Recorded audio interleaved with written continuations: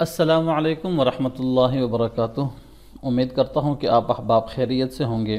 تجوید course کے حوالے سے آج بہت ہی اہم ویڈیو لے کر حاضر ہوا ہوں۔ آج کی اس ویڈیو کے اندر ہم غنہ کے حوالے سے سیکھیں گے کہ غنہ کیا ہے، غنہ ہم کب کرتے ہیں اور کتنی دیر کے لیے کرتے ہیں، کس جگہ ہم نے غنہ کرنا ہے۔ یہ تمام باتیں انشاءاللہ آج کے اس لیسن کے اندر میں آپ کو سمجھاؤں گا۔ تو چلیے آج کا سبق شروع کرتے ہیں۔ اچھا جی، سب سے پہلے تو یہ سمجھ لیں کہ غنہ ہے کیا، غنہ کس کو کہتے ہیں، قرآن پاک میں ہم کب غنہ کرتے ہیں۔ ٹھیک ہے، غنہ کہتے ہیں آواز کو ناک سے نکالنا۔ جیسے مثال کے طور پہ ہم قرآن پاک پڑھتے ہیں تو ساری جو آوازیں ہیں وہ ہمارے منہ سے نکل رہی ہوتی ہیں۔ مثال کے طور پر الحمدللہ رب العالمین، اب یہ ایک آیت ہے، اب یہ ساری میرے منہ سے جو ہے نا وہ آواز نکل رہی ہے، کوئی آواز ناک سے نہیں نکل رہی۔ لیکن جب ہم غنہ پڑھتے ہیں تو غنہ کی جو آواز ہے وہ ہمارے ناک کی طرف سے نکلتی ہے۔ اگر ہمارا منہ بند ہوگا تو تب بھی جو آواز ہے یہ ہماری ناک سے آتی رہے گی۔ یہ جو گنگنی آواز اس کو ہم کہتے ہیں، غنہ کا جو معنی ہوتا ہے نا وہ گنگنی آواز ہوتی ہے۔ آواز کو آپ نے ناک کے ذریعے نکالنا ہے۔ ٹھیک ہے، بزنگ ساؤنڈ اس کو آپ کہہ سکتے ہیں۔ تو سب سے پہلے تو یہ آپ کے ذہن میں ہونا چاہیے کہ غنہ کس کو کہتے ہیں، آواز کو ناک سے نکالنے کا۔ اب انشاءاللہ میں آپ کو پہلے سمجھاتا ہوں، پھر اس کی ایگزامپلز جو ہیں وہ آپ کو قرآن پاک میں سے دکھاؤں گا، پھر انشاءاللہ آپ کو بہت آسانی سے سمجھ آ جائے گی۔ ٹھیک ہے، تو غنہ کہتے ہیں آواز کو ناک سے نکالنے کو۔ ٹھیک ہے، یہ کلیئر ہو گیا۔ اب دوسرے پوائنٹ پہ آتے ہیں کہ غنہ ہم نے کرنا کب ہے۔ دو لیٹرز کے اوپر ہم نے غنہ کرنا ہے، اس کو ذرا آپ نوٹ کر لیں۔ ایک لیٹر ہے نون اور دوسرا لیٹر ہے میم۔ ان دو لیٹرز کے اوپر ہم غنہ کرتے ہیں۔ کون کون سے لیٹرز کے اوپر؟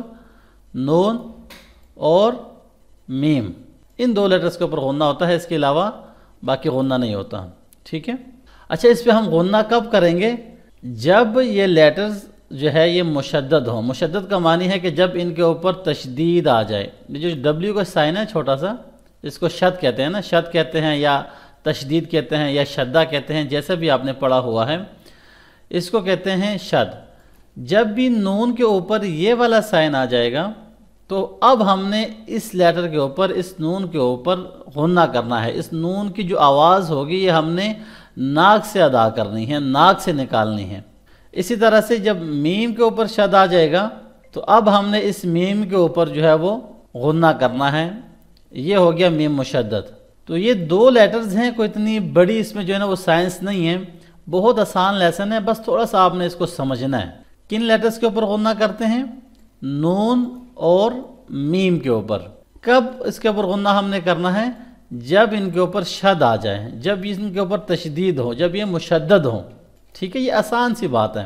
آئی ہوپ یہ آپ کو سمجھ آ گئی ہے۔ اب اگلا میں آپ کو سٹیپ بتا دیتا ہوں کہ ہم نے غنہ کتنی دیر کے لیے کرنا ہے۔ جب آپ اس کے اوپر غنہ کریں گے نا تو تھوڑی دیر آپ نے یہاں پہ رکنا ہے۔ جیسے ہم پڑھتے ہیں نا الف الف الف، کم سے کم جتنی دیر میں آپ 3 الف پڑھتے ہیں اتنی دیر آپ نے اس کے اوپر رکنا ہے، اس کے اوپر یہاں پہ سٹے کرنا ہے۔ ٹھیک ہے، میں نے آپ کو کیا کیا بتا دیا ہے کہ غنہ کس کو کہتے ہیں؟ گنگنی آواز کو، آواز کو ناک سے نکالنے کو غنہ کہتے ہیں۔ نمبر 2، غنہ ہم کن لیٹرز کے اوپر کرتے ہیں؟ نون کے اوپر اور میم کے اوپر۔ نمبر 3، اس کے اوپر غنہ ہم کب کریں گے؟ جب یہ مشدد ہوں گے، جب ان کے اوپر شد ہوگی، تشدید ہوگی۔ اور نمبر 4، کتنی دیر کے لیے ہم نے غنہ کرنا ہے؟ کم سے کم 3 الف کے برابر آپ نے اس کے اوپر رکنا ہے، سٹے کرنا ہے۔ اتنی دیر یہ آواز جو ہے یہ آپ کی ناک سے آتی رہنی چاہیے۔ یہ اس کا سمپل سا جو سٹرکچر ہے، جو سمپل سا فارمولہ ہے وہ یہی ہے۔ اس کو آپ ذہن میں رکھیں۔ اب میں آپ کو کچھ مثالیں بتاتا ہوں، انشاءاللہ آپ کو بہت آسانی سے سمجھ آ جائے گی۔ یہ میں نے ایک مثال لکھی ہے، ان، حمزہ نون زیر ان، نون زبر نا، ان نا۔ یہ ہے تو ایسے ہی نا، ان نا، لیکن ایسے ہم نہیں پڑھیں گے۔ کیوں؟ کیونکہ یہاں پہ نون کے اوپر شد ہے، اس کے اوپر ہم غنہ کریں گے۔ کیسے کریں گے؟ ان، یہ آواز کہاں سے آ رہی ہے؟ آپ پڑھیں ذرا، آپ کو خود جو ہے نا اس کا اندازہ ہو جائے گا۔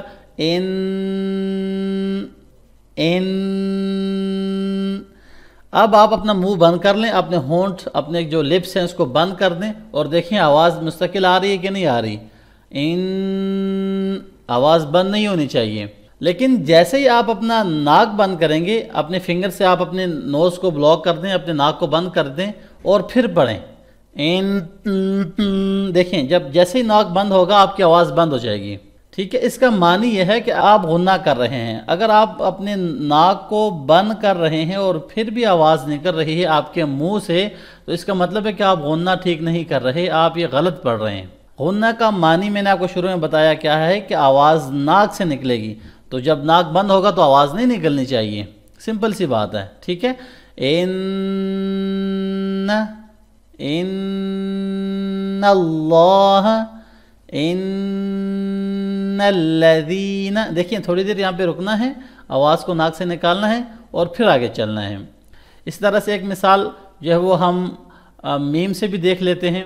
یہ ایک لیٹر ہے عامہ، عین زبر ع میم زبر ما، عامہ ایسا ہی ہے، لیکن اگر یہاں پہ شد آ جائے گا تو کیا ہوگا؟ عین میم زبر عم میم زبر ما، عم ما، عم ما، ایسا جلدی نہیں پڑھیں گے، کیوں؟ میم کے اوپر کیا آ گیا؟ شد آ گیا، کیا آ گیا میم کے اوپر؟ شد۔ تو اب ہم اس کو کیسے پڑھیں گے؟ عم، میں نے آپ کو بتایا تھا کہ ہم نے اسٹے کرنا ہے کتنے ٹائم کے لیے؟ 3 الف کے برابر، عم عم، یہ جو ساؤنڈ ہے، جو آواز جو ناک سے آ رہی ہے، اس کو کیا کہیں گے؟ غنہ کہیں گے۔ تو یہ 2 مثالیں میں نے آپ کو سمجھائی ہیں، انہی مثالوں کو ہم قرآن پاک میں سے دیکھتے ہیں کہ واقعی میں قرآن پاک میں یہ اپلائی ہو بھی رہا ہے کہ نہیں ہو رہا۔ تو چلیں جی، یہ میں نے وہی مثالیں یہاں پر بھی قرآن پاک میں سے لگا دی ہیں، سورۃ النبا آپ کے سامنے شو ہو رہی ہے۔ یہاں پہ دیکھیں عَمَّ يَتَسَاءَلُونَ،